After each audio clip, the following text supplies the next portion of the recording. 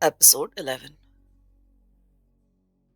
دوسری طرف تہخانے میں سوتے ہوئے شادو کو باہر آنے کی ضرورت محسوس ہوئی۔ اس نے دیکھا اللہ داد جو رات کو اس کے قریب ہی سویا تھا اب وہاں نہیں ہے۔ شادو نے سوچا کہ ہو سکتا ہے ضرورت کے تحت باہر گیا ہو۔ شادو بھی باہر آ گیا۔ اس نے جھاڑی کی اوٹ میں جبرو کے سگریٹ کو چمکتے دیکھا تو قریب آ گیا۔ استاد، ایک سگریٹ مجھے بھی پلاؤ۔ جبرو نے اسے سگریٹ نکال کر دیا، جسے شادو نے سگریٹ کے ساتھ لے کر سلگا لیا۔ پھر ہلکا سے کش لگا کر دائیں بائیں دیکھنے لگا۔ کیا دیکھ رہے ہو؟ حوالدار اللہ داد اندر نہیں ہے۔ جبرو نے جب اسے ساری بات بتائی تو شادو سگریٹ کا کش لگاتے لگاتے وہیں رک گیا۔ استاد، یہاں سے ابھی نکل چلو۔ بات کیا ہے؟ شادو اٹھ کھڑا ہوا۔ استاد، مجھے خطرہ ہے کہ صبح ہونے سے پہلے پہلے پولیس پارٹی یہاں پہنچ کر ہمیں گھیرے میں لے لے گی۔ وہ خفیہ پولیس کا آدمی تھا، مجھے پہلے اس پر شک تھا۔ ارے تم کو وہم ہو گیا۔ حوالدار اللہ داد تو فوجی بھگوڑا ہے، میں نے خود اس کی پاس بک دیکھی ہے۔ استاد، پاس بک جعلی بھی تو ہو سکتی ہے، خدا کے لیے یہاں سے نکل چلو، کوئی مصیبت آنے والی ہے۔ مگر تمہارے پاس کیا ثبوت ہے کہ اللہ داد پولیس کا آدمی ہے؟ استاد، یہاں سے نکل کر میرے ساتھ چلو، میں تمہیں ثبوت بھی دے دوں گا۔ اب جبرو کو بھی حوالدار اللہ داد کی کچھ مشکوک حرکات یاد آنے لگی۔ اس نے سوچا کہ عین اس وقت اللہ داد کو اپنے روپوں کی تھیلی کا خیال کیوں آ گیا جب وہ یہاں سے کوچ کرنے والے تھے؟ اس سے پہلے اس نے ذکر کیوں نہیں کیا؟ وہ ایک دم سے اٹھا۔ تہخانے میں جا کر انہوں نے گولیوں کی پیٹیاں اپنی کمر کے گرد کس کر باندھ لی، ریوالور اور رائفل گلے میں ڈالے اور تہخانے سے باہر آ گئے۔ جبرو بولا، وہ تو میرا گھوڑا بھی لے گیا ہے۔ فکر نہ کرو استاد، گھوڑا مل جائے گا، تم میرے ساتھ آؤ، ہم گڑھ مکھت کو جانے والی کچی سڑک کی طرف جائیں گے۔ ایک ہی گھوڑے پر بیٹھ کر وہ پہاڑی کی ڈھلان سے اترنے لگے۔ رات تاریک اور سرد تھی۔ میدان میں آنے کے بعد گھوڑے کا رخ نیم کچے راستے کی طرف پھیر دیا گیا۔ شادو کو اس سارے حدود اربع کا علم تھا۔ اسے پکا یقین تھا کہ نام نہاد حوالدار اللہ داد پولیس کا بھیجا ہوا مخبر تھا اور وہ اس راستے سے پولیس پارٹی کو لے کر آئے گا۔ وہ جبرو کو اس بارے میں حتمی ثبوت بھی مہیا کرنا چاہتا تھا۔ چنانچہ کافی آگے جانے کے بعد ایک ایسا مقام آ گیا جہاں گڑھ مگدھ کو جانے والی چھوٹی سی کچی سڑک دو ٹیلوں کے درمیان سے ہو کر گزرتی تھی۔ اب وہ پھٹ چکی تھی۔ صبح سے پہلے کی ہلکی پھیکی پھیکی نیلی روشنی پھیلنا شروع ہو گئی تھی۔ بس استاد، گھوڑے کو یہاں ایک طرف کر کے روک لو، ہم یہیں اتریں گے۔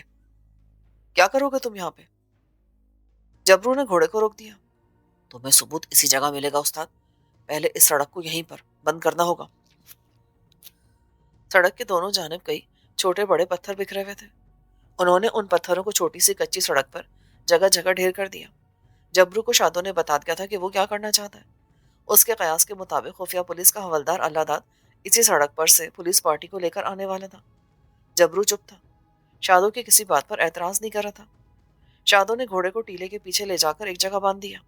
استاد، تم سامنے والی ٹیکری پر اور میں اس ٹیکری پر مورچہ لگا کر بیٹھوں گا۔ مجھے یقین ہے کہ دن نکلتے حوالدار پولیس کو لے کر یہاں سے گزرے گا۔ جبرو نے تلخی سے کہا، میں ان سب کو بھون کے رکھ دوں گا۔ سب سے پہلی گولی اس پولیس کے ٹاؤٹ حوالدار اللہ داد کو ہی ماروں گا۔ پولیس گھوڑوں پر سوار ہوگی، سڑک کے پتھر گھوڑوں کے راستے میں کوئی رکاوٹ ثابت نہیں ہوں گے، مگر یہاں پہنچ کر ان کی رفتار سست ہو جائے گی۔ بس وہی لمحہ ہوگا استاد کہ ہم ان پر اندھا دھند فائرنگ شروع کر دیں گے۔ جبرو اور شادو ٹیکریوں کے اوپر آمنے سامنے مورچہ لگا کر بیٹھ گئے۔ ان کے پاس وافر مقدار میں گولیاں تھیں، رائفلوں کے چیمبر بھی بھرے ہوئے تھے، سیفٹی کیچ کھچے ہوئے تھے۔ وہ پتھروں کی اوٹ میں اس طرح ہاتھ لگا کر بیٹھے تھے کہ سڑک پر سے نظر نہیں آ رہے تھے۔ تھوڑی دیر بعد مشرق سے سورج نے اپنا سنہری چہرہ اوپر اٹھایا تو سڑک پر روشنی پھیل گئی۔ ٹیلے کے اوپر سے دور تک سڑک دکھائی دے رہی تھی۔ یہ کوئی باقاعدہ سڑک نہیں تھی، لوگوں کے آنے جانے سے اپنے آپ بن گئی تھی۔ جبرو کو خیال آ رہا تھا کہ اگر شادو عین وقت پر خبردار کر کے اسے یہاں نہ لے آتا تو حالات سنگین صورتحال اختیار کر سکتے تھے، کیونکہ اس بار پولیس کی بھاری نفری کے آنے کی توقع تھی۔ پھر اسے خیال آتا کہ ہو سکتا ہے شادو کو غلط فہمی ہوئی ہو، اس کا اندازہ صحیح نہ ہو اور حوالدار حقیقت میں اپنی بیوی کے زیور اور روپوں کی تھیلی لینے ہی گیا ہو۔ دوسری جانب شادو کی تیز نگاہیں گڑھ مگدھ کی طرف جاتی کچی ویران سڑک پر لگی تھی۔ اسے یقین تھا کہ حوالدار خفیہ پولیس کا آدمی تھا اور وہ بیوی کا زیور لانے کا بہانہ کر کے پولیس کو لینے گیا ہے۔ سورج بلند ہوتا جا رہا تھا، ساری وادی پر سنہری دھوپ پھیل چکی تھی۔ اچانک شادو کو دور سڑک پر گرد اڑتی دکھائی دی۔ اس نے بلند آواز میں جبرو سے کہا، استاد، دشمن آ رہا ہے، ہوشیار۔ جبرو نے بھی یہ گرد کا غبار دیکھ لیا تھا۔ یہ غبار دور سے قریب آ رہا تھا۔ اس نے ٹریگر پر انگلی رکھی اور اپنی عقابی نگاہیں اڑتے ہوئے غبار پہ جماتے ہوئے بولا، شادو، اگر یہ پولیس ہے نا تو کسی ایک کو بھی زندہ نہیں چھوڑنا۔ فکر نہ کرو استاد، انگریز ایس پی نے جتنے پولیس کے آدمی بھیجے ہیں نا، ان سب کی گولیاں میرے پاس موجود ہیں، میری گولیوں پر ان سب کے نام لکھے ہیں۔ شادو نے ایک وحشیانہ قہقہ لگایا۔ استاد، تمہارا ثبوت پولیس کٹ آؤٹ اللہ داد بھی ساتھ ہی آ رہا ہوگا۔ جبرو نے کوئی جواب نہ دیا۔ اس کی آنکھیں سکڑ سی گئی تھی اور نگاہیں غبار پر جمی ہوئی تھی۔ پھر دن کی روشنی میں اس غبار میں سے گھڑ سوار نمودار ہوئے۔ شادو نے دوسری ٹیکری سے آواز دی، استاد، سوار پولیس کی وردی میں ہے، ہوشیار۔ جبرو نے اپنا سر نیچے کر لیا۔ اس کی رائفل کی نالی کا رخ آنے والے سواروں کی طرف تھا۔ یہ سوار گھوڑے دوڑاتے، گرد اڑاتے ٹیکریوں کی طرف بڑھے چلے آ رہے تھے۔ جبرو اور شادو خاموش تھے۔ ان کی انگلیاں لبلبی پر تھیں اور رائفلوں کا رخ سپاہیوں کی طرف تھا۔ گھڑ سوار پولیس کی نفری 10-12 آدمیوں پر مشتمل تھی۔ آگے آگے ہندو تھانے دار شیواجی تھا۔ رائفل ان کے کندھوں پر لٹک رہی تھی۔ تھانے دار کے ساتھ ایک گھڑ سوار فوجی وردی میں بھی تھا۔ جبرو کو اسے پہچاننے میں کوئی دقت نہ ہوئی۔ یہ اللہ داد تھا۔ جبرو کا خون کھول اٹھا۔ شادو کا اندازہ درست نکلا تھا۔ یہ شخص پولیس کا بھیجا ہوا مخبر تھا۔ جبرو نے اس کا نشانہ لیا۔ گھڑ سوار ٹیکری کے درمیان والی سڑک پر آئے تو سڑک پر جگہ جگہ پتھروں کی ڈھیریاں دیکھ کر انسپکٹر موہن لال نے چلا کر کہا، گھوڑوں کو روک لو یہیں پر۔ وہ سمجھ گیا کہ کوئی جال بچھایا گیا ہے، کیونکہ جب وہ یہاں سے گیا تھا تو سڑک پر پتھروں کی ڈھیریاں نہیں تھی۔ اس کی آواز جبرو اور شادو نے بھی سن لی تھی۔ گھوڑے تیزی سے بھاگتے آ رہے تھے۔ تھانے دار شیواجی نے ہاتھ بلند کر دیا، مگر گھوڑے رکتے رکتے ٹیکریوں کے درمیان پہنچ چکے تھے۔ ایک دم فضا گولیوں کے تڑاخوں سے گونج اٹھی۔ جبرو اور شادو نے اندھا دھند فائرنگ شروع کر دی تھی۔ گولیاں بارش کی طرح برس رہی تھیں۔ نشانے پہلے سے ہی لیے جا چکے تھے۔ دیکھتے ہی دیکھتے کئی پولیس والوں کی لاشیں خون میں لت پت ہو کر زمین پر تڑپنے لگی۔ شیواجی نے گھوڑے سے چھلانگ لگا دی۔ انسپکٹر موہن لال نے بھی ریوالور نکال لیا، مگر وہ جبرو کی زد پر تھا۔ گھوڑے سے اس نے چھلانگ لگائی ہی تھی کہ جبرو کی رائفل سے نکلی ہوئی گولی اس کی کھوپڑی سے دوسری طرف نکل گئی۔ اس کا آدھا سر اڑ گیا اور لاش زمین پر بے حس و حرکت پڑی تھی۔ سپاہی جب تک اپنی رائفلیں سنبھالتے، ان کی آدھی سے زیادہ نفری موت کا نوالا بن چکی تھی۔ جبرو اور شادو دھڑا دھڑ گولیاں برسا رہے تھے۔ شادو اٹھ کر ٹیکری کی دوسری طرف دوڑا۔ اس نے تھانے دار شیواجی کو جاتے دیکھ لیا تھا۔ جو ہی وہ ٹیکری کی اوٹ سے نکلا، شیواجی نے ریوالور کا فائر کر دیا۔ گولی شادو کی کنپٹی کے قریب سے ہو کر گزر گئی۔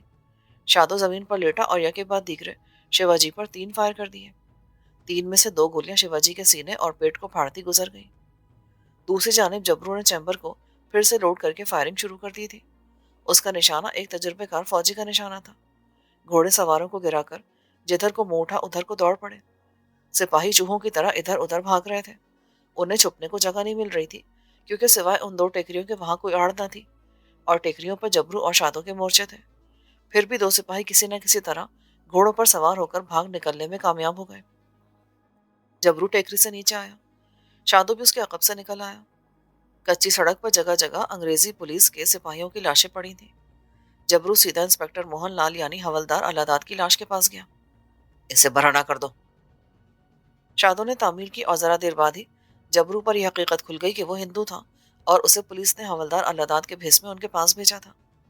شادو فتح مندانہ مسکراہٹ کے ساتھ کہنے لگا، استاد، میں نہ کہتا تھا کہ یہ شخص پولیس کا آدمی ہے۔ جبرو نے ادھر ادھر دیکھتے ہوئے کہا، سب سے پہلے گھوڑا کہیں سے پکڑو، پھر پولیس کی رائفلیں اور ایمونیشن ایک جگہ جمع کر دو۔ شادو کچھ سوچ کر بولا، استاد، ایک بات ہے۔ کیا؟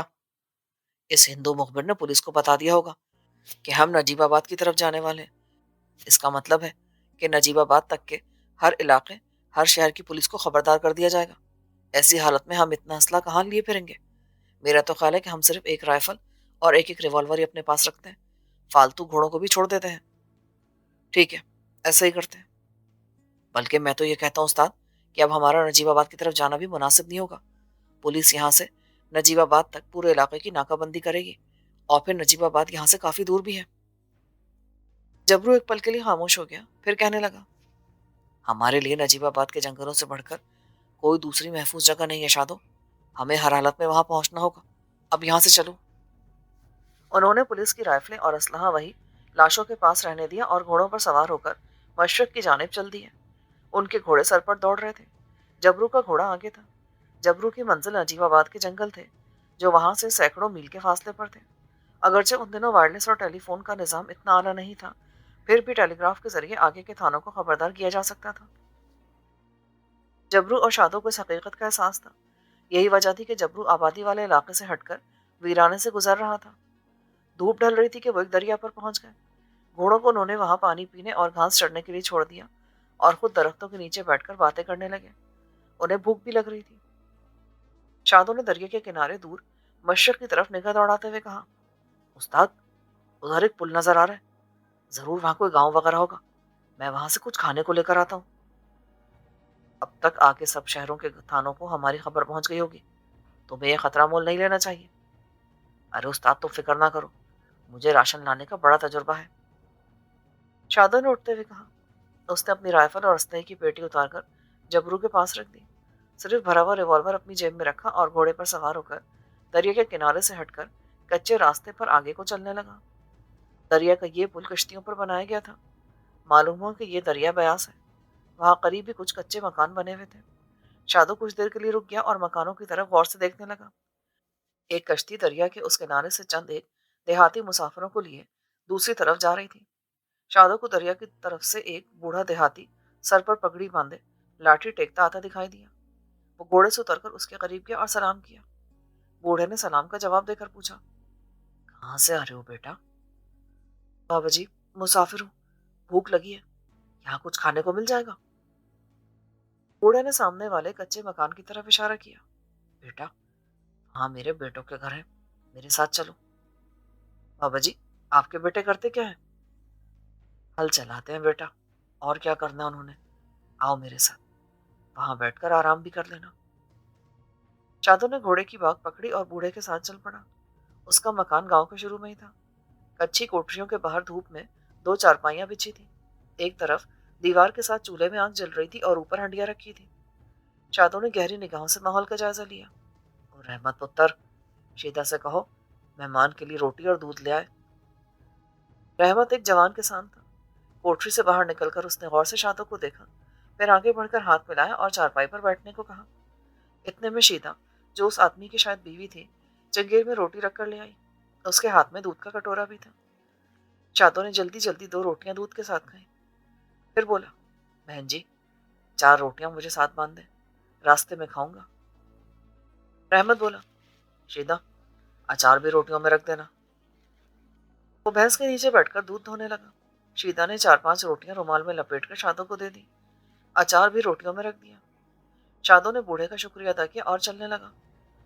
بوڑھے نے حقہ گڑگڑاتے ہوئے پوچھا، پتر، تو آیا کہاں سے؟ تیرے کپڑے تو فوجیوں جیسے ہیں، کیا تو فوجی ہے؟ میں نہیں بابا جی، میرا بڑا بھائی فوج میں ہے، یہ پتلون قمیص اس کی ہے، بس میں نے ویسی پہن لی، مجھے فوجی وردی اچھی لگتی ہے۔ شادو جلدی سے گھوڑے پر بیٹھا اور سلام کر کے واپس روانہ ہو گیا۔ جبرو بے چینی سے اس کا منتظر تھا۔ اسے دیکھ کر جبرو کو تسلی ہو گئی۔ وہ کہنے لگا، تم نے اتنی دیر کیوں کر دی؟ استاد، یہاں دیہات کے لوگ بڑے مہمان نواز ہوتے ہیں، لو روٹی کھاؤ، آم کا اچار بھی ہے، میں نے تو دودھ بھی پیا ہے، تمہارے واسطے نہیں لا سکا۔ جبرو کی نگاہیں اس چھوٹے سے گاؤں کے مکانات پر لگی تھیں جہاں سے شادو ابھی ابھی نکل کر آیا تھا۔ گاؤں کے مکان اور گلیاں خاموش تھی۔ جلدی جلدی 2-4 نوالے لینے کے بعد جبرو اٹھ کھڑا ہوا۔ ہمیں یہاں سے دریا پار کرنا ہوگا، یہ بیاس ہے، اگر ہم اس کے پرلے کنارے سے ہٹ کر جنوب کی طرف سفر شروع کر دیں تو مکندی وال سے ہوتے ہوئے پانی پت، سونی پت کی طرف نکل جائیں گے۔ وہاں سے ہم غیر آباد علاقے سے گزرتے ہوئے آگے آگرہ شہر کی حدود میں داخل ہو سکتے ہیں۔ استاد، آگے کے راستے کا مجھے کچھ نہیں پتا، اب تو تم ہی آگے آگے چلو گے کیونکہ تم نے سارا علاقہ دیکھا ہوا ہے۔ جبرو گھوڑے پر سوار ہو گیا۔ چلو آؤ، دریا ہم کشتی کے ذریعے پار کر سکتے ہیں، اس کے لیے ہمیں کشتی کے دوسرے کنارے سے واپس آنے کا انتظار کرنا ہوگا۔ وہ گھوڑوں کو لے کر کشتیوں والے پل کے قریب آ کر ایک طرف ہٹ کر درختوں کی آڑ میں ہو گئے۔ آبادیوں اور دریا کے پلوں پر انہیں دیکھ لیے جانے کا خطرہ تھا۔ سورج ان کے پیچھے درختوں میں غروب ہو رہا تھا۔ کشتی دوسرے کنارے سے چلی آ رہی تھی۔ اس میں چند ایک مسافر بیٹھے تھے۔ یہ سب دیہاتی لوگ تھے۔ ان میں پولیس کا کوئی سپاہی نہیں تھا۔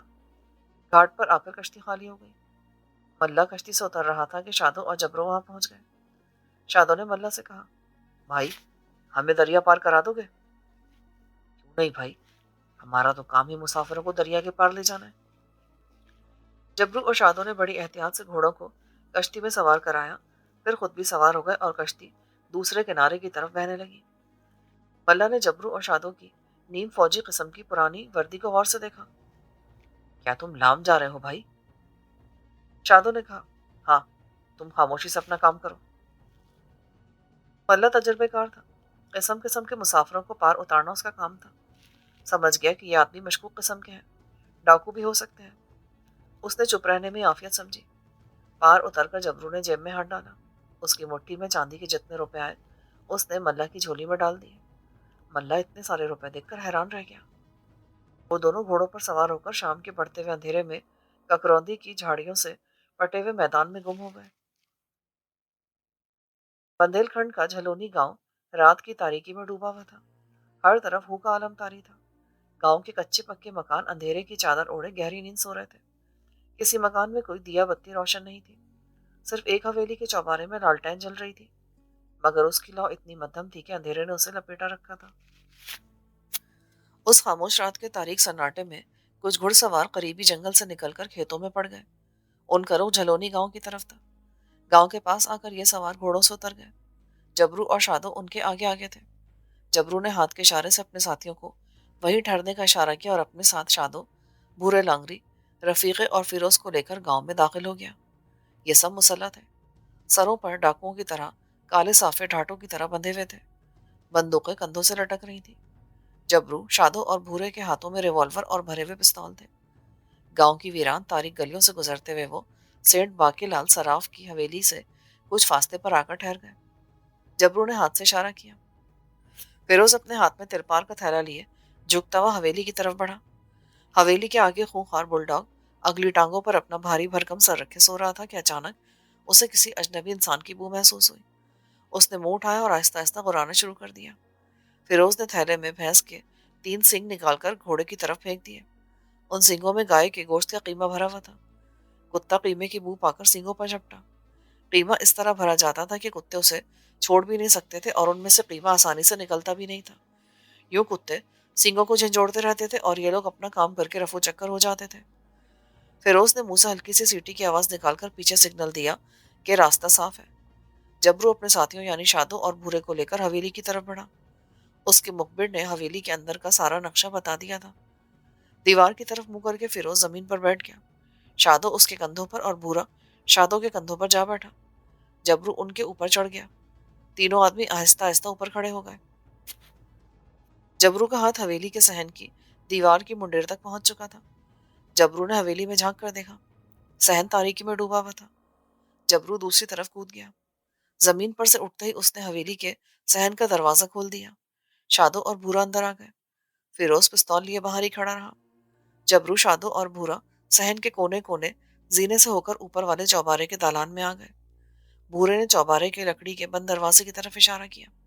جبرو نے دروازے کو اندر کی طرف دھکیلا۔ دروازے میں اندر سے کنڈی لگی ہوئی تھی۔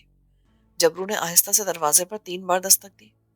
اندر سے کسی کی نیند بھری مگر تلخ آواز بلند ہوئی۔ کون ہے بے اس وقت؟ کیا بات ہے؟ جبرو نے بھورے کو اشارہ کیا۔ اس نے گھبرائی آواز میں کہا، حضور، آگ لگ گئی نیچے، دروازہ کھول کر باہر نکل آئیے۔ کمرے میں ہڑبڑاہٹ سی ہوئی اور ایک دم دروازہ کھل گیا۔ سیٹھ باقی لال بوکھلا ہوا باہر نکلنے ہی والا تھا کہ جبرو نے الٹے ہاتھ کا ایسا زوردار تھپڑ اس کے منہ پہ مارا کہ پلپلے اور آرام طلب جسم والا سیٹھ تیورا کے نیچے فرش پہ گرا۔ جبرو اندر آ گیا۔ اس نے سیٹھ باقی لال کی بھاری بھرکم ہانپتی ہوئی توند پر رائفل کی نال ٹکا دی۔ سیٹھ، مال کدھر ہے؟ باقی لال سمجھ گیا کہ موت سر پہ کھڑی ہے۔ شادو اور بھورے کے سرخ آنکھوں والے ہیولے اسے جبرو کے دائیں بائیں صاف نظر آ رہے تھے۔ کمرے میں تیز لبان کی خوشبو پھیلی ہوئی تھی اور گول بیس پر دھیمی لو والا بلب جل رہا تھا۔ سیٹھ باقی لال نے لیٹے لیٹے ہاتھ جوڑ دیے۔ اپنی ٹولی کے اخراجات کے لیے جبرو کو جب روپے کی ضرورت پڑی تو وہ اپنے مخبر ادھر ادھر بھیج کر پتہ کرواتا تھا کہ ارد گرد دیہات میں ایسا کون سا سیٹھ ہے جس نے دمڑی دمڑی کر کے اور غریبوں کا خون چوس چوس کر دولت جمع کر رکھی ہے۔ اس کے بعد اس بد نصیب سود خور سیٹھ کی خیر نہیں ہوتی تھی۔ اس کی زندگی کے دن پورے ہو جاتے تھے۔ آج رات بھی جبرو اپنے ساتھیوں کو لے کر اسی غرض سے سیٹھ باقی لال سود خور صراف کی حویلی میں آیا تھا۔ اسے اطلاع ملی تھی کہ سیٹھ کے بیوی بچے دوسرے گاؤں گئے ہوئے ہیں اور وہ گھر میں نوکروں، 2 پہرے داروں اور ایک بل ڈاگ کے ساتھ اکیلا ہی ہے۔ نوکر چاکر تو مزے کی نیند سو رہے تھے جبکہ پہرے دار بھی دارو پی کر اپنی اپنی کوٹریوں میں بے ہوش پڑے تھے۔ بل ڈاگ ابھی تک سینگ کے قیمے کو بمبوڑ رہا تھا۔ میرے پاس کچھ نہیں ہے، میں میں بھگوان کی سوگند کھا کر کہتا ہوں۔ جبرو نے رائفل کی نالی کو لالے کی پلپلی توند میں دباتے ہوئے کہا، لالا، میرا نام جانتے ہو؟ میں جبرو ہوں۔ جبرو کا نام سنتے سیٹھ کا رنگ مزید فخ ہو گیا۔ وہ سمجھ گیا کہ موت آ گئی ہے۔ پہلے اس کا جسم خوف سے تھر تھرا رہا تھا، اب اس کی تھر تھراہٹ تو ختم ہو گئی، مگر جسم برف کی طرح ٹھنڈا ہونا شروع ہو گیا۔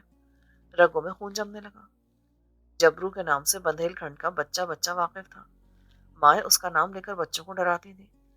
جس پولیس پارٹی کو جبرو کی تلاش میں روانہ کیا جاتا، اس پارٹی کے سپاہی اپنے گھر والوں سے آخری بار مل کر گھروں سے نکلتے تھے اور ان کے گھروں میں کوہرام مچ جاتا تھا، کیونکہ جبرو کی تلاش میں گیا ہوا کوئی سپاہی بڑی ہی قسمت والا ہوا تو زندہ واپس آتا تھا۔ پولیس کی طرح انگریز فوج بھی جبرو اور اس کے ساتھیوں کا کھوج لگانے میں ناکام ہو گئی تھی۔ ایک تو جبرو ڈکیت کا طریقہ واردات اس لیے انوکھا تھا کہ وہ شیر کی طرح اچانک حملہ آور ہوتا اور آن کی آن میں لاشوں کے پشتے لگا کر غائب ہو جاتا تھا۔ دوسرے بندیل کھنڈ کے جن جنگلوں میں وہ اپنے آدمیوں کے ساتھ چھپا ہوا تھا، وہ اس قدر دشوار گزار، گھنے، پیچدار اور جنگلی درندوں سے بھرے ہوئے تھے کہ وہاں تک کسی انسان کا پہنچنا اور پھر زندہ واپس آ جانا ناممکن تھا۔ یہی وجہ تھی کہ جبرو کا نام سن کر سیٹھ باقی لال کی گھگی بن گئی تھی۔ رگوں میں خون منجمد ہو گیا تھا۔ اس نے اپنا لرزتا ہوا ٹھنڈا یا ہاتھ صدری کی جیب میں ڈالا اور چابیاں نکال کر جبرو کو دے دی۔ جبرو نے چابیوں کا گچھا شادوں کے حوالے کر دیا۔ لوہے کی تجوری سیٹھ باقی لال کے پلنگ کے سرہانے کے پاس ہی تھی۔ شادوں نے تجوری کھول کر اندر جتنا زیور، سونا اور روپے تھے نکال کر ایک تھیلے میں بھر لیے۔ جبرو ابھی تک لالے کی توند پر رائفل کی نال ٹکائے کھڑا تھا۔ لالا پھر کپ کپ آنے لگا۔ جبرو نے آنکھیں سکیڑتے ہوئے سر تھوڑا نیچے جھکا کر پوچھا، سیٹھ، وہ بہی کھاتے اور اسٹام کہاں ہے جن پر تو نے غریب لوگوں کے انگوٹھے لگوا کر ان کی زمینیں ہڑپ پر رکھی ہیں؟ سیٹھ کو اپنی موت کا یقین ہو چکا تھا۔ اس نے تجوری کے نچلے خانے کی طرف اشارہ کیا اور ساتھ ہی حلق سے ایسی آواز نکالی جیسے وہ عالم نظم میں ہو، چنتا نہ کرو لالا، بس ابھی تمہیں نجات مل جائے گی۔ شادوں نے تجوری کا نچلا خانہ بھی کھول دیا۔ اندر جتنے بھی بہی کھاتے گول کیے ہوئے اسٹامپ اور کاغذات پڑے تھے سب نکال نکال کر تھیلے میں بھر لیے۔ سیٹھ ہاتھ باندھے اپنی جان کی بھیک مانگ رہا تھا، مگر جبرو اب وہ پہلے والا جبرو نہیں رہا تھا۔ اس نے بڑے آرام سے لبلبی دبا دی۔ ایک دھماکہ ہوا، رائفل اوپر کوچ لی اور اس کی گولی نیچے پڑے سیٹھ کے توند کو چیرتی ہوئی اس کی کمر میں گہرا شگاف ڈال کر مٹی کے فرش میں دھس گئی۔ جبرو نے باہر دالان میں آ کر اوپر تلے 3 ہوائیں فائر کیے۔ گاؤں لرز اٹھا مگر کوئی اپنے بند مکان سے باہر نکلنے کی جرات نہ کر سکا۔ جبرو، شادو اور بھورا سیٹھ کی ساری لوٹی ہوئی دولت اور بہی کھاتے سمیٹ کر حویلی کے دروازے سے باہر نکل آئے اور دروازے کے سامنے بل ڈاگ سینگ کو چھوڑ کر زور زور سے بھونکنے لگا۔ جبرو نے اس پر بھی گولی داغ دی۔ کتا فضا میں 1 فٹ اچھلا اور زمین پر گرنے سے پہلے ہی مر گیا۔ گاؤں کے اکثر لوگ جاگ گئے تھے مگر وہ مکانوں میں دب کے بیٹھے تھے۔ کسی کی باہر نکلنے کی ہمت نہیں ہو رہی تھی۔ جبرو سنسان گاؤں میں سے نکل کر گاؤں کے باہر کھیتوں میں موجود اپنے ساتھیوں سے آن ملا اور پھر یہ سب گھڑ سوار کھیتوں میں سے گزر کر بندھیل کھنڈ کے گھنے جنگلوں کی طرف سرپٹ گھوڑے دوڑانے لگے۔ اپنے خفیہ کمین گاہ پر آتے جبرو کے حکم سے سیٹھ کی تجوری سے نکالے ہوئے سارے بہی کھاتے اور اسٹام آگ کے الاؤ میں ڈال کر جلا دیے گئے۔ دوسرے روز جبرو نے اپنا ایک خاص ممبر بھیج کر گاؤں والوں کو اطلاع کروا دی کہ ان کی وہ زمینیں جو سیٹھ نے سود میں ہضم کری تھی انہیں واگزار کر دی گئی ہیں، کیونکہ سیٹھ کے لواحقین کے پاس اب کوئی ثبوت باقی نہیں رہا جس پر کسی کے انگوٹھے کا نشان ہو۔ گاؤں میں ایک طرف ضلع پولیس کے سپاہی محض خانہ پوری کے لیے سیٹھ کے قتل کی رپورٹ درج کر رہے تھے اور دوسری طرف گاؤں کے لوگ اندر ہی اندر خوشیاں منا رہے تھے۔ جبرو نے انہیں ایک ایسے عذاب سے نجات دلا دی تھی جو ان کی نسلوں کو گھن کی طرح کھا رہا تھا۔ اسی رات جبرو نے اپنا ٹھکانہ بدل لیا، اپنے آدمیوں کو ساتھ لیا اور رات کے اندھیرے میں اس جنگل سے نکل کر ککروندی کے پار دوسرے گنجان جنگل میں سرمئی زنگ آلود چٹانوں کے گہرے سایوں میں نیا ٹھکانہ بنا لیا۔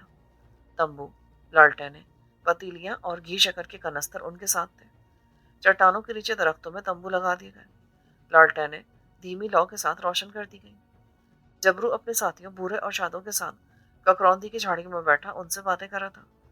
وہ شادوں سے کہہ رہا تھا، میرا یار کمالا پھر مجھ سے نہیں مل سکا، نہ جانے وہ کہاں ہوگا۔ شادو بولا، استاد، وہ پنجاب میں کہیں چھپا بیٹھا ہے، بندھیل کھنڈ میں آیا ہوتا تو ہمیں ضرور ملتا۔ بھورا کہنے لگا، جبرو، تو اسے اپنے ساتھ کیوں نہیں لایا؟ جبرو نے اسے بتایا کہ پنجاب سے وہ اتنی افراتفری میں بھاگے تھے کہ انہیں ایک دوسرے کی خبر نہیں تھی۔ بھورا بیڑی پیتے ہوئے بولا، ہو سکتا ہے کسی روز وہ تمہیں یہاں آن ملے، تو یہی امید لگائے بیٹھا ہوں۔ جبرو آہستہ سے بولا۔ کمالا سوچیت گڑھ کی ترائی والی کمین گاہ سے شادو اور جبرو سے جدا ہوا تو شمال کی طرف نکل کر کشمیر میں داخل ہو گیا۔ یہ پاکستان کے قیام سے بہت پہلے کا کشمیر تھا۔ مسلمانوں کی آبادی بہت زیادہ ہونے کی وجہ سے کمالے کو گلبرگ کے ایک رنگ ساز کے کارخانے میں کام مل گیا۔ کچھ روز وہاں کام کرتے رہنے کے بعد جب اس نے محسوس کیا کہ وہاں حالات کچھ مشکوک ہو گئے ہیں تو گلمرگ چھوڑ کر ایک سادھو کے بھیس میں پوٹوہار اور میاوالی کے میدانوں سے گزرتا ہوا بلوچستان اور پھر سندھ میں داخل ہو گیا۔ یہاں سے اس نے گجرات کاٹھیاواڑ کا رخ کیا اور بروڈا شہر میں آ گیا۔ یہ گجرات کاٹھیاواڑی لوگوں کا شہر تھا۔ لوگ ٹوٹی پھوٹی اردو بولتے تھے، جس کا تجربہ کمالے کو بنگال میں ہو چکا تھا۔ وہ ایسی اردو بولنے میں بڑا ماہر تھا۔ ایک عمر اس نے کلکتے میں گزاری تھی۔ بنگالی تو وہ روانی سے بول لیتا تھا، گجراتی اس کے لیے اجنبی تھی، مگر گلابی اردو سے بخوبی کام چل سکتا تھا۔ چونکہ سادھو کے بھیس میں تھا اس لیے قدرتی طور پر ایک مندر کے احاطے میں آ کر ڈیرا لگا لیا۔ یہاں ہندو عورتیں اور مرد اسے پیسے اور پھل پھول دے جاتے تھے۔ کمالہ حالات کا جائزہ بھی لیتا رہا۔ ایک مہینے میں اس کے پاس کافی پیسے جمع ہو گئے۔ وہ دوسرے ٹائپ کا آدمی تھا، جوگیانہ زندگی سے بہت جلد اکتا گیا۔ چنانچہ ایک روز داڑھی صفا چٹ کی، بازار سے کرتا پاجامہ خرید کر پہنا اور بروڈا کے بازار حسن میں آ گیا۔ یہاں وہ کسی ایسے اڈے کی کھوج میں آیا تھا جہاں رہ کر پھر سے اپنا دھندا شروع کر سکے۔ آخر اس کی ملاقات رانا کھوڑوں سے ہو گئی، جو اس بازار میں اپنے خفیہ اڈے پر جوا بھی کراتا تھا اور ناجائز منشیات کا کاروبار بھی کرتا تھا۔ کمالے کے قد کاٹ اور تاش کی شارپنگ سے وہ بہت متاثر ہوا۔ تاش کے پتوں کے ہیر پھیر کا کمالہ ماہر تھا۔ رانا نے اسے اپنے پاس رکھ لیا۔ کمالے نے اپنا نام بھوشن بتایا اور خود کو جالندھر کا ہندو ظاہر کیا۔ بہت جلد کمالہ اس شہر کی رنگینیوں میں کھو گیا۔ اس کے شب و روز بازار حسن میں ہی گزرنے لگے۔ رات گئے رانا کے اڈے پر اپنے کام سے فارغ ہو کر وہ بازار حسن کی ایک رقاصہ لکھیا کے بالا خانے پر چلا جاتا اور اس کا گانا سنتا۔ ایک رات کمالہ رانا کے اڈے سے فارغ ہو کر لکھیا کے بالا خانے پر گانا سننے آ گیا۔ لکھیا گانا سناتی رہی اور کمالہ جوئے کی کمائی لٹاتا رہا۔ جب اس کے پاس نوٹ ختم ہو گئے تو لکھیا کے گانے میں بھی تھکاوٹ کا احساس جھلکنے لگا۔ اتنے میں بروڈا کا ایک نوجوان ہندو تماش بین صراف اپنے حواریوں کے ساتھ نمودار ہوا۔ روپوں کی تھیلی اس کے ہاتھ میں تھی۔ وہ اکثر وہاں آیا کرتا تھا۔ قدرتی طور پر رقاصہ کی توجہ کمالے سے ہٹ کر نومرد کی طرف ہو گئی، کیونکہ اس کے پاس مال تھا اور کمالے کی تھیلی خالی ہو چکی تھی۔ لکھیا گانا گاتے ہوئے ہندو صراف کی طرف نگاہوں کے تیر پھینکنے لگی۔ صراف بھی رقاصہ کی طرف دولت اچھالنے اور اس کی بلائیں لینے لگا۔ کمالے کو یہ بات سخت ناگوار گزری۔ اس نے ہندو صراف سے کہا کہ بالا خانے سے نیچے اتر جائے۔ ہندو تماشبین نے کمالے کی طرف دیکھ کر ایک قہقہہ لگایا۔ یہ رقاصہ کا بالا خانہ ہے، یہاں وہی آتا ہے جس کی گرہ میں مال ہوتا ہے، اور تیرے جیسے بھکاریوں کا یہاں کوئی کام نہیں، تو اتر جائے یہاں سے نیچے۔ ہندو صراف کو معلوم ہی نہ تھا کہ وہ کس سے بات کر رہا ہے۔ کمالے کے تن بدن میں آگ لگ گئی۔ ایک رقاصہ کے سامنے اس کی بے عزتی کی گئی تھی، وہ اسے کیسے برداشت کر لیتا؟ ایک جرمن پستول ہر وقت کمالے کی جیب میں رہتا تھا۔ چشم زدن میں اس نے جیب سے پستول نکالا اور آنن فانن ہندو صراف پر فائر کر دیا۔ گولی ہندو تماشبین کے سینے میں جا کر لگی، بیچارہ وہیں ڈھیر ہو گیا۔ کمالے کی آنکھوں میں اترا خون اور ہاتھ میں پستول دیکھ کر صراف کے ساتھی تھر تھر کانپنے لگے۔ رقاصہ چیخ پار کر دوسرے کمرے میں بھاگ گئی۔ تبلے سارنگیاں الٹ گئے۔ کمالہ سب کو پستول دکھاتا سیڑھیاں اتر کر بازار میں آ گیا اور پھر جدھر کو منہ اٹھا دوڑنے لگا۔ راتوں رات کمالہ سیدھا ریلوے اسٹیشن پر پہنچ گیا۔ ایک پیسنجر ٹرین موسادل کی طرف جانے والی تھی۔ کمالہ ٹکٹ خرید کر اس میں سوار ہو گیا۔ وہ فوری طور پر بروڈا سے کسی طرف نکل جانا چاہتا تھا۔ ٹرین پیسنجر تھی اور ہر اسٹیشن پر رکتی تھی۔ کمالہ مسافروں میں اپنے آپ کو چھپا کر بیٹھا تھا۔ راستے میں ایک بڑا جنکشن آیا تو وہ ٹرین سے اتر گیا۔ یہاں اس نے ایک دوسری ٹرین پکڑی اور بھوپال کی طرف روانہ ہو گیا۔ اس کا خیال تھا کہ بھوپال ایک مسلم ریاست ہے، وہاں اسے چھپنے کو جگہ مل جائے گی، مگر وہ کسی بڑے شہر میں بھی نہیں جانا چاہتا تھا۔ چنانچہ بھوپال سے کچھ پیچھے ایک اسٹیشن گنج باسودہ پر ریل سے اتر پڑا۔ گنج باسودہ پاکستان بننے سے پہلے ایک چھوٹا سا قصبہ تھا جہاں مسلم آبادی کی اکثریت تھی۔ کمالے نے یہاں ایک درگاہ پر ڈیرا جما لیا۔ وہ ملنگ بن کر یہاں پر رہنے لگا۔ بہت جلد اس پر یہ مسرت آمیز انکشاف ہوا کہ بندھیل کھنڈ کے علاقے میں جبرو نام پہ ایک ڈکیت نے دہشت پھیلا رکھی ہے۔ کمالے نے پہلی بار یہ خبر اخبار میں پڑھی تو اس کا دل خوشی سے اچھل پڑا۔ اسے یقین ہو گیا کہ یہ ڈکیت اس کا یار جبرو ہی ہے۔ وہ جبرو سے ملنے کو بےتاب ہو گیا۔ چنانچہ ایک رات وہ ٹرین میں بیٹھا اور بندھیل کھنڈ کی طرف روانہ ہو گیا۔ بندھیل کھنڈ کا سب سے اہم اسٹیشن نجیب آباد ہی تھا۔ چنانچہ کمالہ نجیب آباد آ گیا، جو کافی بڑا شہر تھا۔ یہاں پولیس اسٹیشن بھی تھا۔ ویسے بھی کمالے کو اس شہر سے کوئی سروکار نہیں تھا، کیونکہ وہ جانتا تھا کہ جبرو نے جنگل میں کسی جگہ اپنا ٹھکانہ بنا رکھا ہے۔ جنگل شہر سے 7 کوس شمال کی جانب شروع ہوتے تھے۔ کمالے کے پاس صرف ایک پستول اور چند گولیاں ہی تھیں۔ اس نے خدا کا نام لیا اور جنگل کی طرف چل پڑا۔ جبرو ایک رات کسی گاؤں میں ڈاکہ ڈالنے کے بعد واپس اپنی کمین گاہ کی طرف جا رہا تھا۔ اس کے وفادار ساتھی بھی اس کے ہمراہ تھے۔ جنگل میں اندھیرا چھایا ہوا تھا۔ جنگل میں سے گزرنے کا ان کا طریقہ کار یہ ہوتا تھا کہ جبرو اور شادو مل کر چلتے، جبکہ بھورا اور فیروز پہلو میں تھوڑے فاصلے پر چل رہے ہوتے تھے۔ اس وقت بھی فیروز اور بھورا جبرو کے پہلو میں کوئی 60 قدم کے فاصلے پر الگ الگ آگے بڑھ رہے تھے۔ اندھیرے میں دیکھنے کی ان کی آنکھیں عادی ہو گئی تھیں۔ بھورے نے ایک جگہ چھوٹی ندی کے پاس ایک آدمی کو لیٹے دیکھا۔ وہ گھوڑے کو اس کے سر پر لے آیا۔ آدمی گہری نیند سو رہا تھا۔ اس کا لباس کرتا پاجامہ تھا۔ بھورے کو شک گزرا کہ یہ کوئی پولیس کا چھوڑا ہوا مخبر ہے۔ وہ گھوڑے سے اترا اور جھک کر سونے والے کو غور سے دیکھا۔ اس کی نگاہ ایک پستول پر پڑ گئی جو سونے والے نے اپنے بازو کے نیچے دبا رکھا تھا۔ بھورے نے بندوق کی نالی سونے والے کی گردن پر لگائی اور چلا کر کہا، جبرو، میں نے پولیس کے مخبر کو پکڑ لیا ہے۔ جبرو نے بھورے کی آواز سنی تو شاتوں کو لے کر اس کی طرف بڑھا۔ بھورے کی آواز نے سونے والے کو بھی جگا دیا تھا۔ وہ اٹھنے لگا تو بھورے نے بندوق کی نالی کو اس کی گردن پر دباتے ہوئے گرج کر کہا، اٹھنے کی کوشش کی نا تو گولی مار دوں گا، اسی جگہ پڑا رہے۔ اتنے میں جبرو اور شادو بھی وہاں گئے۔ جبرو گھوڑے سے اترا۔ اس کے ہاتھ میں ریوالور تھا۔ کون ہے بے تو؟ اس نے گھاس پر لیٹے ہوئے آدمی کے سر پر آ کر گرج کر پوچھا۔ اندھیرے میں ایک دوسرے کی وہ شکل نہیں دیکھ سکتے تھے، مگر کمالے نے جبرو کی آواز پہچان لی تھی۔ اس نے لیٹے لیٹے کہا، جبرو، میں کمالہ ہوں۔ جبرو نے کمالے کی آواز سنی تو بھورے کو دھکا دے کر پیچھے گرا دیا اور لپک کر کمالے کو اٹھا لیا۔ دونوں دوست ایک دوسرے کو دیکھ کر ابیدہ ہو گئے۔ جبرو نے کمالے کو گلے سے لگا لیا۔ کمالے، یار تو کہاں تھا؟ بھورے نے جبرو کی زبانی کمالے کا حال کئی بار سنا تھا۔ اس نے آگے بڑھ کر کمالے سے ہاتھ ملایا۔ کمالے، مجھے معاف کر دینا۔ کمالے نے مسکرا کر بھورے کی طرف دیکھا۔ جبرو بولا، یہ ہمارے بزرگ دوست بھورا لانگری ہے۔ اتنے میں شادو بھی گھوڑے پر سوار وہاں آ گیا۔ کمالے کو دیکھ کر وہ چھلانگ لگا کر گھوڑے سے اترا اور کمالے سے لپٹ گیا۔ جبرو نے اپنے دوسرے ساتھیوں فیروز، رحیمے، فیقے اور طیفے سے کمالے کا تعارف کرایا۔ پھر اسے اپنے جنگل والے خفیہ اڈے پر لے گیا۔ اس کا منہ ہاتھ دھلوایا، جوار کی روٹی اور گڑ کھلایا۔ بھورے نے اسی وقت پتیلی میں چائے تیار کی۔ چائے کا دور چلنے لگا اور ایک مدت کی جدائی کے بعد ملے ہوئے دوست آپس میں گھل مل کر باتیں کرنے لگے۔ دونوں نے ایک دوسرے کو اپنی اپنی روداد سنائی اور اب کمالہ بھی اس گروہ میں شامل ہو گیا۔ پھر جبرو کی سرگرمیاں شدت اختیار کر گئیں۔ پہلے تو وہ راتوں کو امیر ساہوکاروں اور سودخوروں کو لوٹتا تھا، اب وہ دن دہاڑے بھی ڈاکے ڈالنے لگا۔ رات دن کا فرق اس نے مٹا دیا تھا۔ جنگ ختم ہو چکی تھی اور غیر منقسم ہندوستان میں کانگریس اور مسلم لیگ کی تحریکیں زور پکڑ رہی تھیں۔ قائد اعظم کی قیادت میں مسلم لیگ نے پاکستان کا مطالبہ کر دیا تھا اور مسلمان پورے جوش و خروش سے تحریک پاکستان میں سرگرم تھے۔ ادھر کانگریس پاکستان کی مخالفت میں کھل کر سامنے آ گئی تھی اور یہ بات ثابت ہو گئی تھی کہ کانگریس خالص ہندوؤں کی جماعت ہے۔ جس علاقے میں جبرو وارداتیں کر رہا تھا وہ ہندو اکثریت کا علاقہ تھا اور کانگریسی لوگ زیادہ تھے۔ کانگریسی ہندو لیڈر اپنی متعصبانہ تقریروں سے ہندوؤں کو مسلمانوں کے خلاف اکسا رہے تھے، جس کا نتیجہ یہ نکلا کہ کئی جگہوں پر ہندوؤں نے مسلمانوں کو شہید کر کے ان کے گھروں کو آگ لگا دی۔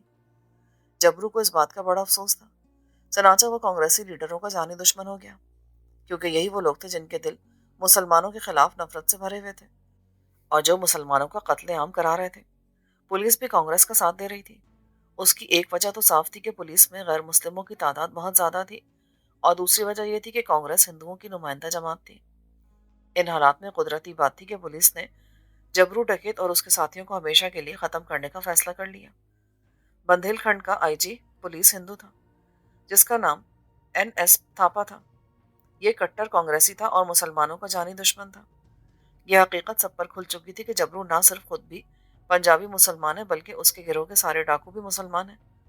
चनाचे आईजी पुलिस थापा ने हुक्म दिया कि जबरू और उसके साथियों के सर काटकर थाने में पेश किए जाएं। हिंदू पुलिस हरकत में आ गई। अगरचे बंदेलखंड के जंगल दुश्वार गुजार और घने थे, फिर भी पुलिस की पार्टियां मुसल्लह होकर जंगल में फैल गई और जबरू और उसके साथियों की तलाश शुरू हो गई। जबरू इन हालात से पूरी तरह बाखबर था।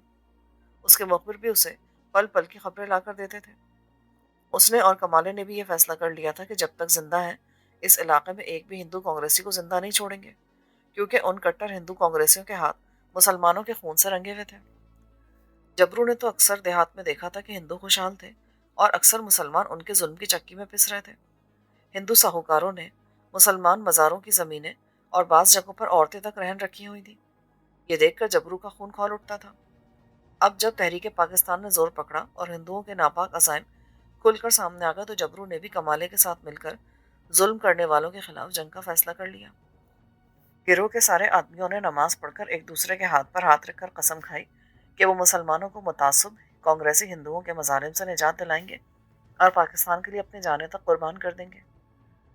पुलिस ने भी अपने मुखबिर छोड़ रखे थे। चूंकि जबरू और उसके साथी एक जगह पर ज्यादा दिन नहीं ठहरते थे, इसलिए उनका खोज लगाना बहुत मुश्किल था। ताहम एक रोज किसी मुखबिर ने पुलिस को खबर दी कि जबरू डकैत का गिरोह महाना नदी पर आराम कर रहा है। पुलिस के इंस्पेक्टर राज और डीएसपी प्रभाकर ने 100 सिपाहियों को 2 लारियों में भरा और जंगल में उस मकाम पर आ गए जहां उन्हें इत्तला मिली थी कि जबरू डकैत अपने साथियों समेत छुपा हुआ है।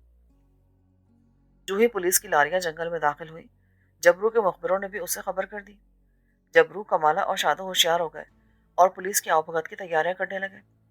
बजाय इसके कि पुलिस जंगल में जबरू के ठिकाने तक पहुंचे, जबरू और कमाले ने आगे बढ़कर पुलिस मुकाबले का फैसला कर लिया। पुलिस को मालूम नहीं था कि जबरू जंगल में किस जगह आराम कर रहा है। महाना नदी पर पहुंचकर वो रुक गए। नदी आगे घने जंगल में दाखिल होती थी। अभी रात पूरी तरह नहीं हुई थी, मगर जंगल घना होने की वजह से अंधेरा छा गया था। जबरू उस जंगल के चप्पे चप्पे से वाकिफ था। उसने कमाले, शादो और भूरे को साथ लिया और जिस मकाम पर पुलिस रुकी हुई थी उसके करीब एक ऊंची टेकरी पर मोर्चे संभाल लिए। इंस्पेक्टर राजा प्रभाकर का ख्याल था कि जबरू नदी के अंदर कहीं जाकर आराम कर रहा है। वो उस पर अचानक हमला करके गोलियों की बारिश कर देना चाहते थे।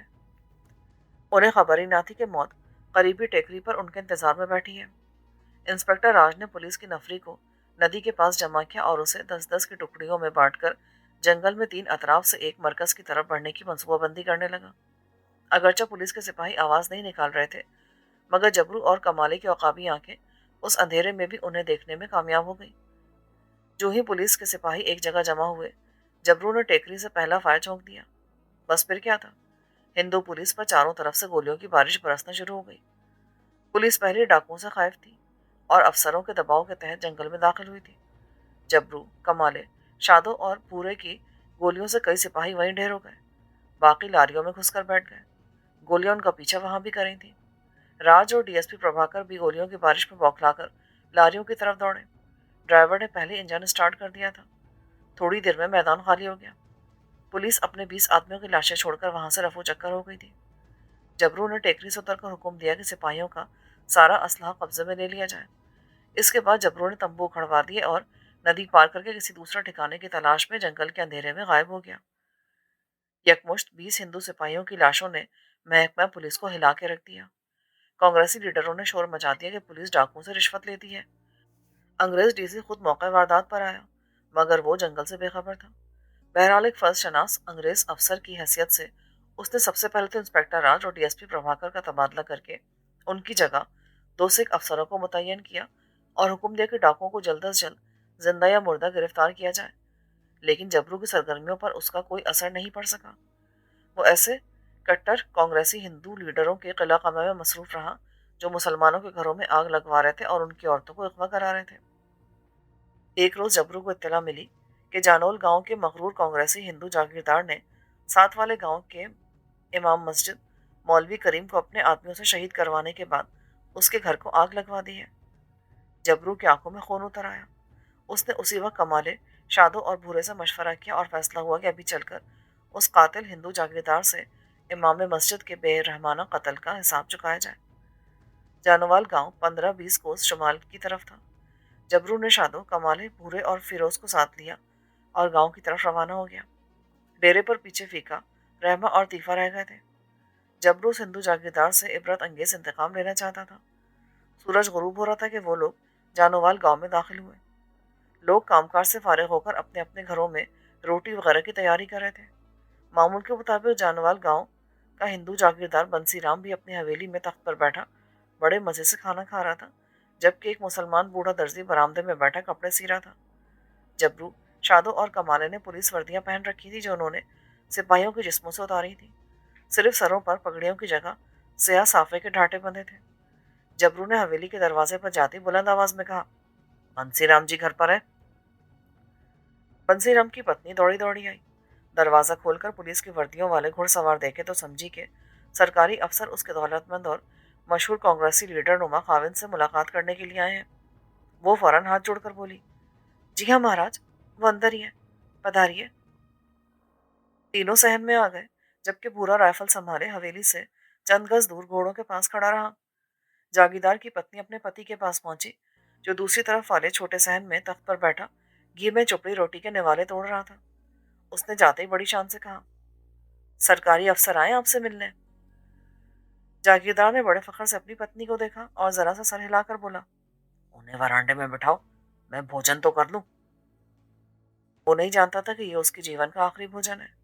पत्नी ने वापस आकर कहा कि वो खाना खा रहे हैं, अभी आते हैं, आप वरांडे में पधारिए। वरांडे में मुसलमान दर्जी अपने काम में लगा था। जबरू, शादो और कमाला वहीं खड़े रहे। जबरू ने औरत से पूछा, लड़के कहाँ हैं तुम्हारे? उसने बताया कि वो खेत में सब्जियां तोड़ने गए हैं। जबरू चुप हो गया। इतने में बंसीराम धोती से हाथ पोंछता हुआ वरांडे में दाखिल हुआ। पुलिस की वर्दियों वाले लंबे तड़ंगे आदमियों के सरों पर बंधे काले ढाटे देखते उसका माथा ठनका, मगर उसने अपने हवास काबू में रखे और प्रणाम करते हुए पूछा, प्रणाम महाराज, कैसे आना हुआ? जबरू ने अपने चेहरे पर से ढाटा नीचे खिसकाया और गरज कर बोला, बंसीराम, मुझे पहचाना तुमने? मैं जबरू डकैत हूँ और तुमसे इमाम मस्जिद के खून का हिसाब लेने के लिए आया हूँ। बंसीराम की तो घिघी बन गई, होंठ खुश्क हो गए, रंग जर्द हो गया, जिस्म ठंडा पड़ गया। उसे जमीन घूमती नजर आने लगी, मगर वो बड़ा काहिया आदमी था। फौरन हाथ जोड़कर बोला, हुजूर, मैंने इमाम साहब को नहीं मारा, वो तो दूसरे गांव के हिंदू गुंडे थे। इतने में बंसीराम के दोनों नौजवान लड़के भी आ गए, जो हिंदू महासभा के सरगर्म रुकन थे। वो फौरन मामले की नजाकत को भांप गए, मगर शादो और कमाले ने उन्हें अपनी राइफलों की जद में लेकर दीवार के साथ खड़े होने का हुक्म दिया। जबरू ने अपनी राइफल जरा आगे की। लाला बंसीराम, मस्जिद के मौलवी साहब बेगुनाह थे, तूने उन्हें खून में नहलाया, उनके मकान को आग लगाई, अब तू भी अपनी सजा भुगतने के लिए तैयार हो जा। लाले को चक्कर आ गया। उसकी पत्नी गिड़गिड़ाने लगी। जबरू गरजदार आवाज में बोला, चुप हो जा तू, हम औरतों पे हाथ नहीं उठाते। उसकी राइफल ने शोला उगला और फिर धड़ाधड़ दो मजीद फायर हुए। वरांडे के फर्श पर तीन लाशें खून में लथपथ तड़पने लगी। एक लाश मौलवी साहब के कातिल बंसीराम की थी, जबकि बाकी दो लाशें उसके महासभाई लड़कों की थी। उसकी पत्नी गश खा के गिर पड़ी। वरांडे में बैठे मुसलमान दर्जी ने यह आलम देखा तो दहशत के मारे वही दोहरा हो गया। जबरू के आदमियों ने जागीरदार के घर का सफाई किया, सारा रुपया पैसा और जेवर लूटा। फिर यहाँ से उन्हें एक विलायती बंदूक और कारतूस भी मिल गए। ये लोग घोड़ों पर सवार होकर गांव में हवाई फायरिंग करते हुए जिधर से आए थे उधर को ही वापस लौट गए। इस वारदात ने एक बार फिर महकमा पुलिस को हिला के रख दिया। कांग्रेस के वर्करों ने थाने के बाहर जबरदस्त मुजाहरा किया। पुलिस ने अपनी सरगर्मियां मजीद तेज कर दी, मगर जबरू अब एक ऐसे इलाके में पहुंच गया था जहां पुलिस का कोई सिपाही नहीं पहुंच सकता था। वैसे भी पुलिस महज नाम रखने की कार्रवाई करी थी। किसी को क्या पड़ी थी कि 20 रुपए की नौकरी में डाकुओं की गोली खाए। सिपाही अपने अफसरों के साथ छापे मारने जरूर निकलते थे, मगर हर सिपाही कोशिश करता था कि वो डाकुओं की कमीनगाह से दूर रहे और उनके सामने ना आए। जबरू एक गहरी खाई के पार जंगल में एक पहाड़ी की ढलान के नीचे पड़ाव डाले हुए था। उसका सबसे मोतबिर मुखबिर सिवाय शादों के और कोई नहीं हो सकता था। सुचेतगढ़ और पंजाब में रूपोशी के दौरान भी शादो ही भेस बदलकर गांव में राशन वगैरह लेने जाया करता था। यहाँ भी शादो के जिम्मे ये ड्यूटी थी। वो भेस, आवाज और चाल ढाल तब्दील करने का माहिर था। हफ्ते में एक बार वो किसी न किसी भेस में आसपास के इलाकों में निकल जाता और पुलिस की सरगर्मियों की ताज़ा तरीन रिपोर्टें हासिल करने की कोशिश करता। उस इलाके के जुनूब में जंगल के किनारे एक छोटा सा गांव गोंदला था, जिसके आसपास खेत ही खेत थे। उस गांव में शादो चूड़ियां बेचने वाले बंजारे के भेस में दो एक बार गया था। यहाँ एक औरत पर शादों का दिल आ गया। सांवले रंग की तीखी नाक वाली ये औरत एक चौकीदार की बेटी थी और अपनी बूढ़ी माँ के साथ गांव के किनारे वाले छोटे से मकान में रहती थी। उसका नाम बख्तावरी था। उम्र 40 के करीब होगी। आंखें बड़ी बड़ी थी। बाप मर चुका था। बख्तावरी की शादी नहीं हो सकी थी और वो घर पर लोगों के कपड़े वगैरह सीने का काम करती थी।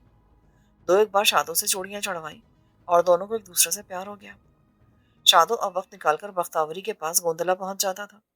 उसने बख्तावरी को यही बताया था कि उसका नाम कालू है और वो साथ वाले गांव में रहता है, गैर शादीशुदा है। बख्तावरी की माँ ने सोचा कि किसी तरह उसकी बच्ची का घर आबाद हो जाए, चनाचे वो दोनों को अपने घर में मिलने देती थी। उसी गांव में भीकू नाम का एक पहलवान टाइप का गुंडा भी रहता था, जिसकी बख्तावरी पर आंख थी। जब उसे खबर मिली कि कालू नाम का एक बंजारा दूसरे गांव से आता है और बख्तावरी के घर देर तक बैठा राजो न्याज में मसरूफ रहता है, तो उसने कालू को ठिकाने लगाने का फैसला कर लिया। एक रोज जबरू, कमाला और भूरा इलाके में किसी कांग्रेसी लीडर की खबर लेने गए हुए थे कि शादों ने बंजारे का भेस बदला, चूड़ियों का टोकरा सर पे रखा और गोंदला गांव की तरफ चल पड़ा। डेरे में सिर्फ तीफा उसका राजदार था। उसे शादो बता गया था कि वो बख्तावरी से मिलने जा रहा है। दूसरी तरफ गांव का पहलवान गुंडा भीकू पहले से उसके इंतजार में था। जो ही शादो गांव में दाखिल हुआ, एक आदमी उसे मिला और कहने लगा, भाई, मेरी बहन की शादी है, उसे चलकर चूड़ियां चढ़ा दो, तुम्हारी मेहरबानी होगी। शादो ने पहले तो कहा कि वो थोड़ी देर के बाद उधर आएगा, लेकिन वो आदमी भीकू गुंडे का भेजा हुआ था। वो हाथ बांध कर बोला, भाई, हम गरीब लोग हैं, कांच की चूड़ियां ही हमारी बच्चों का सिंगार है। आज शाम मेरी बहन की बारात आने वाली है, मेरे साथ चलकर उसे चूड़ियां पहना दो। शादो इनकार न कर सका और टोकरा सर पे रखे चूड़ियां चढ़ा लो, चूड़ियां की आवाज लगाता उस आदमी के साथ चल पड़ा। वो आदमी उसे गलियों में घुमाता भीकू गुंडे के मकान की बैठक में ले आया, जहां भीकू अपने आदमियों समेत मौजूद था।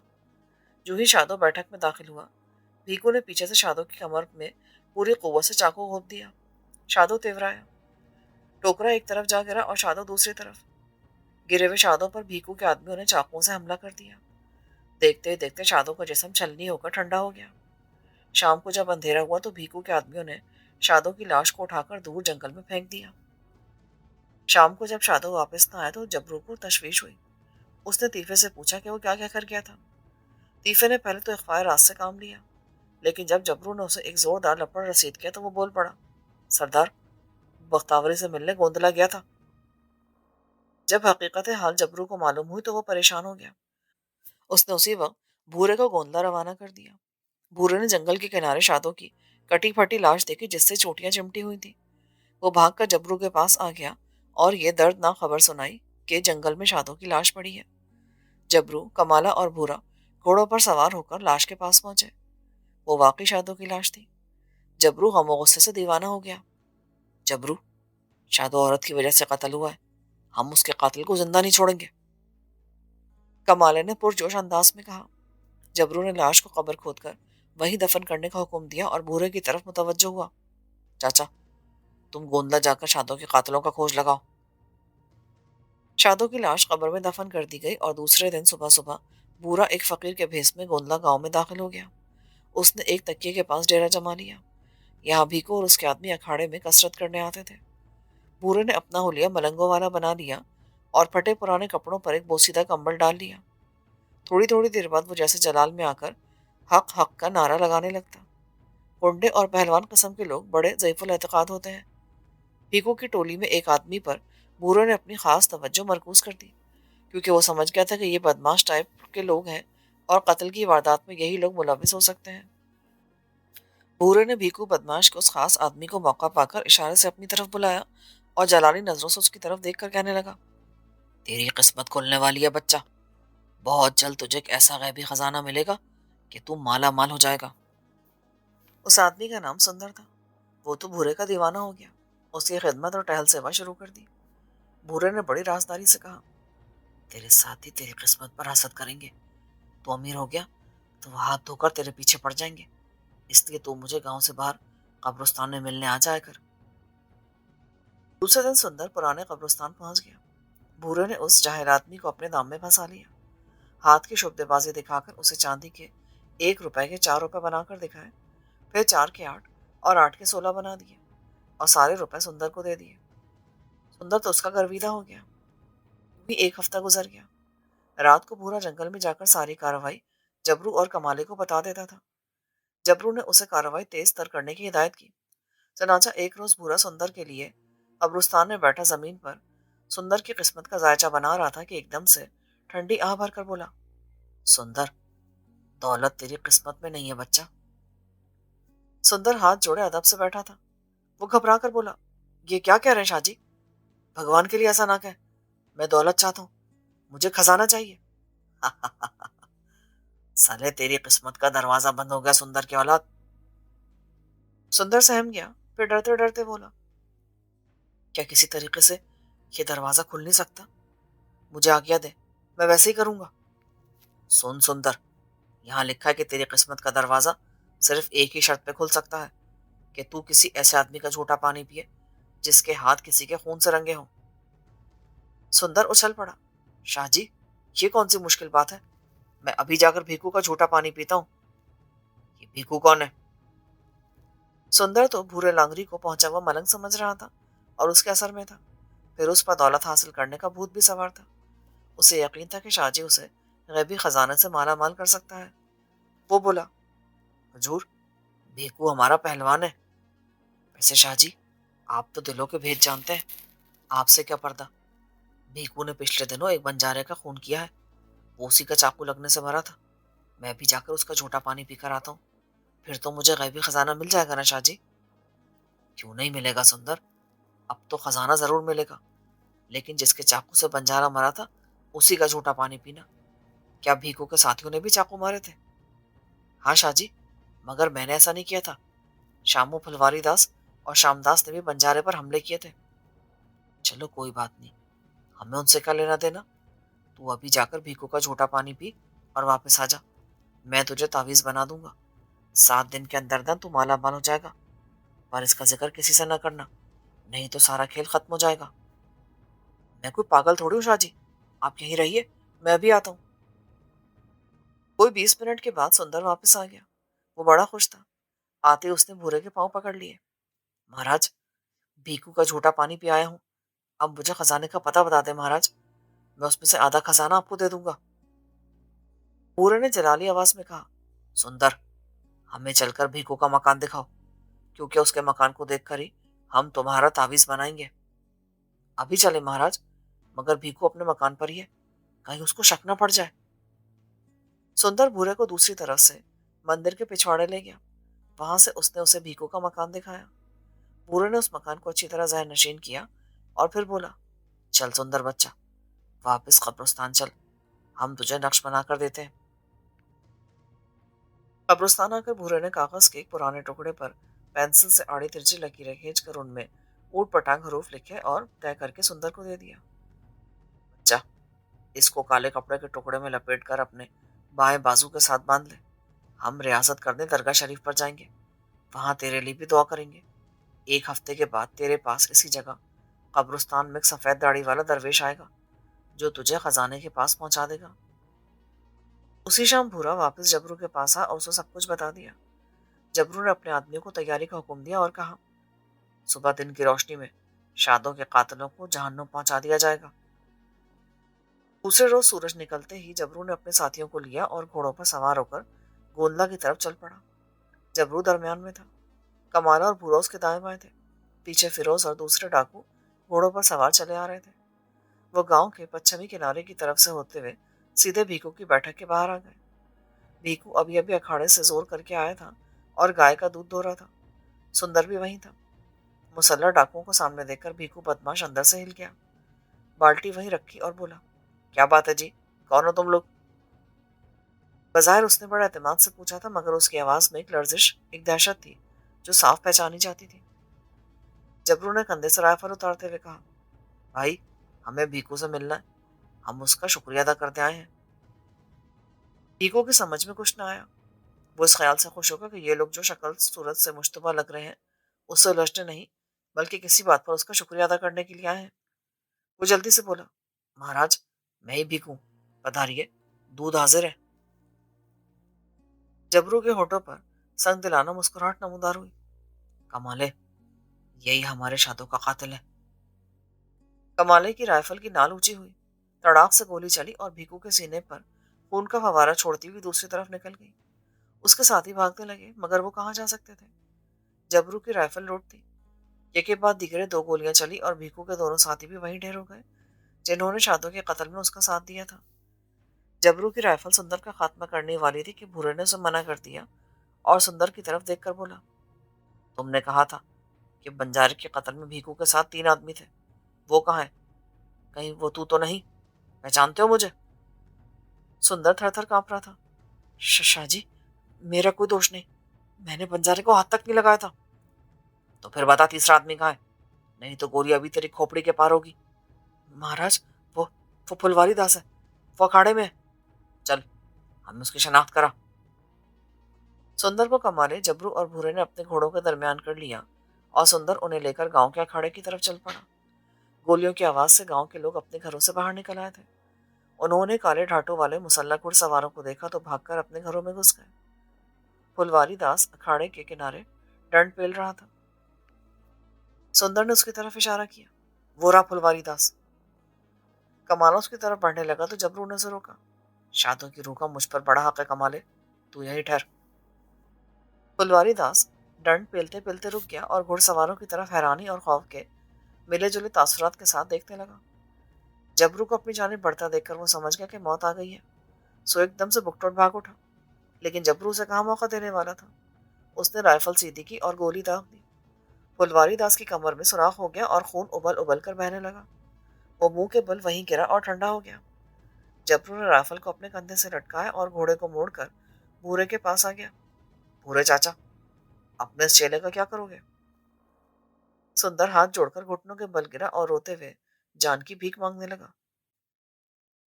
سندر شادوں کے قاتلوں میں شامل نہیں تھا، اسے چھوڑ دو سردار۔ بھورے نے کہا تو جبرو نے گھوڑا آگے بڑھا دیا۔ کمالا، بھورا اور فیروز اس کے پیچھے تھے۔ چشم زدن میں گھوڑے گاؤں کے کھیتوں سے نکل کر جنگل کی حدود میں داخل ہو گئے۔ جبرو کی دیدہ دلیرانہ وارداتیں جاری تھیں مگر پولیس بے بس تھی۔ کوئی مخبر بھی جنگل میں زیادہ دور تک جانے کے لیے تیار نہیں تھا۔ وہ جنگل میں کنارے کنارے ہی ادھر ادھر گھوم کر واپس آ جاتے اور رپورٹ کر دیتے کہ مجرموں کا کوئی سراغ نہیں مل رہا۔ دوسری طرف جبرو مسلمان دشمنوں کو چن چن کر ٹھکانے لگا رہا تھا۔